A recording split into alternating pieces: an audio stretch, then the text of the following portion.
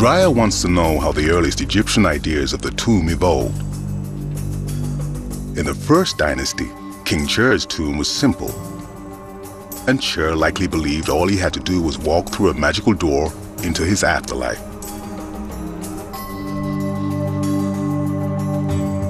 400 years later, in the third dynasty, things are far more complex. Here, the pharaoh Djoser built the first step pyramid at Saqqara, a huge royal tomb that may have served as the pharaoh's majestic stairway to the sky. In between these two very different tombs is King Ninurta's second dynasty tomb. Here, Dreyer hopes to find a crucial missing link in afterlife beliefs. He thinks that when Ninurta was buried, there was probably some kind of primitive pyramid structure above this foundation. But it's not the missing pyramid Dreyer finds intriguing. It's what lies underground.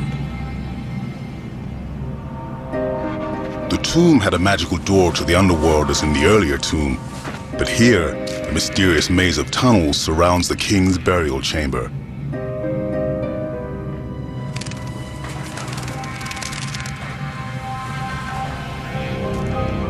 Dreyer is fascinated because there's never been a labyrinth like this found inside a tomb this old. With no hieroglyphs here to show him, Dreyer is searching for clues to tell him what the pharaoh planned to do here once he died.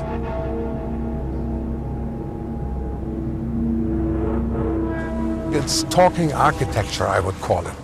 The shape of the galleries, which at the first glance looks like a labyrinth, was shaped intentionally to represent something. The subterranean galleries of Ninurta, which are about 5 meters below the present desert level.